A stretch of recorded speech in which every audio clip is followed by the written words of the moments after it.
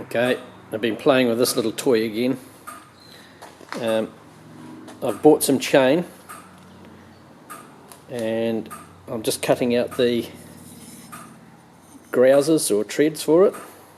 They're 200mm wide, and if you look, oh, I haven't got a tape here. Yes, I have. Come over to my digger, and these ones are 230.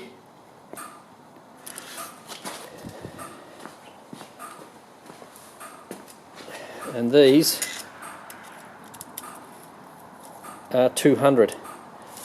So you can see the comparison between a 1.5 ton digger to the width of these. This will be a set of these on each side are a little quite massive. I was going to make these rollers go on top of the chain like that, but after looking at another video channel that I look at, I've decided to make a few extras of these and put one each side with a spacer and have the wheels working on the track itself. So the chain will be free, but then up in the front we'll have a sprocket up the front, and that'll be lifted a little bit like that. So this one here was just a concept type bloody thing to build it. I'll cast this out of aluminium instead of plastic, and same as the one at the back will be a big one. It'll be a 200mm one cast at the back out of aluminium. This thing here, I've got my gearbox just about all up and running. I was going to use the big wide one, but that piece there made the whole width of this machine too wide, so I got this one here, and I cut the axle housing off it and then widened it up, narrowed it up a little bit by just putting a bearing into the end of this one. Got my disc brakes and everything hooked up. It's made out of 3 pieces and they're all welded together. It's a nice little TIG joint down in the middle there, and you can't see where I've refaced stuff. It goes right through, the centerpiece goes right through. You can sort of see where I've pressed it in there. Not quite sure what this is a mounting hole here, and I've drilled it right through so I can fill it up. I might put some really thick gear oil in there, or 00 grease. I'm not quite sure yet. On the tracks, I'm going to weld these bloody 10x10s onto the face of each one. I was considering doing 2 of them on each track like that, but we'll just see what happens. I think there's a lot of welding just to do those, although I don't have to weld them. All I've got to do is just sit them there and just run down with the TIG torch and just melt them together. So I won't be putting any filler rod in it, so that'll be actually quite quick. I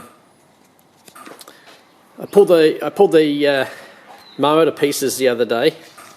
That used to be on my lawnmower, and the butterfly had lost its 2 screws on it, and the screws had gone through the motor, and the butterfly had ended up lodged into the inlet manifold. Actually, this thing here is probably about 2 seconds to take off, and I'll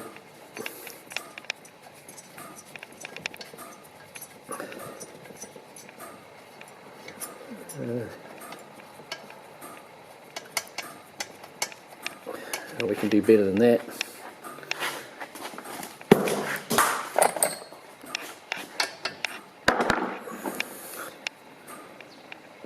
One of those.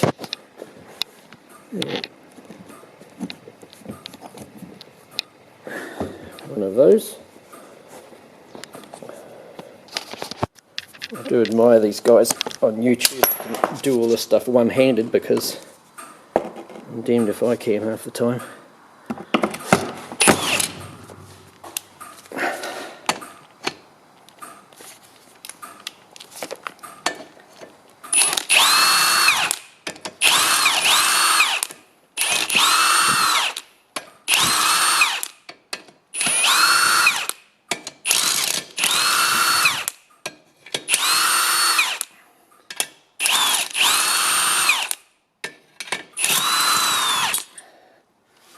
Right, I'm not sure that we'll be able to pick out the damage on this thing real easy anyway.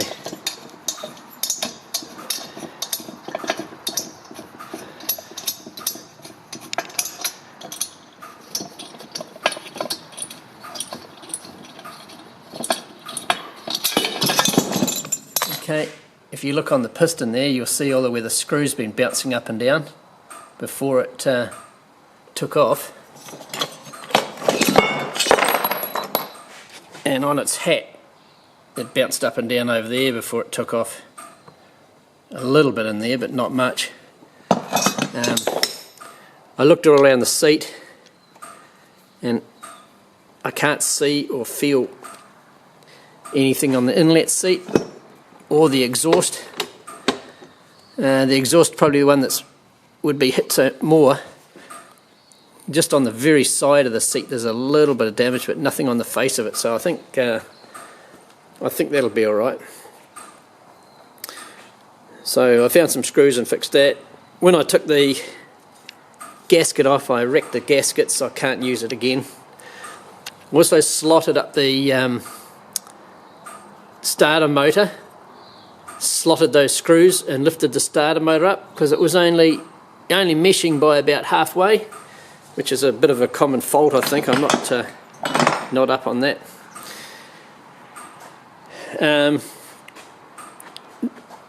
So that I can do my aluminium cast, I've just built this thing up out of a LPG. There's 18 kg LPG bottle. I cut about that much off the middle of it to shorten it down, but I didn't need it that high. So I've got a little bit of formwork in there just to put the pewtite. I've got my little inlet welded into there. I've got two crucibles all made. This one here is my mould for the rear wheels. So that's a mould for the rear wheel, and it's made with a piece that I can put on the press and press that out. I'll make another mould, perhaps using another piece of this for the front two sprockets. There's enough. If I fill it up to there with aluminium, that's enough to cast that one. So there's enough room to aluminium plus slag in the top of there. This is my gas torch I made. It's very simple, took about 5 minutes. There's a tap in there. All it took was to screw those together. I don't know if you can see through there, but I've got a right-angled. There's a 90 just down inside here with a hose connection. This thing, when you turn it on, absolutely roars. It's 100mm flame, and it goes out there for 100 metres, so she's got a lot of grunt, this thing. But two 90s, a tap, and a hose connection on there, and that's all you need. There's no science, no nothing. You just pour gas into a tube and away she goes. You just as long as you're pointing down that way is the main thing, so you get a decent gas rush going that way. There's absolutely no science to it all. If you're putting it into a crucible like that, you can go straight, but if you're going to flare it in the open air, you would have to use a little flare. You'd have to put a little flare over it like that to hold the flame up against the end of the torch. Otherwise, without this thing, the flame's burning like 500 mils away from the end of the torch. We'll start it up one day when we do a bit of. Oh, hang on! I have a lighter in my pocket. Let's see if we can't give it a blast.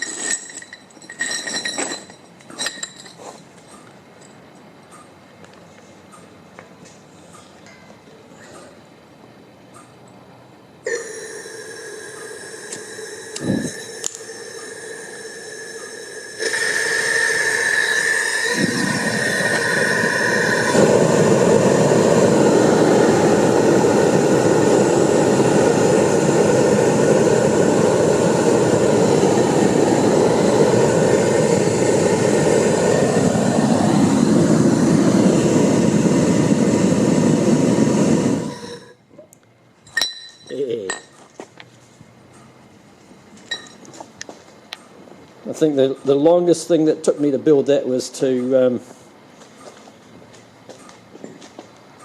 wind those threads together. Drilling the hole was 2 seconds, and the other 4 minutes and 59 seconds was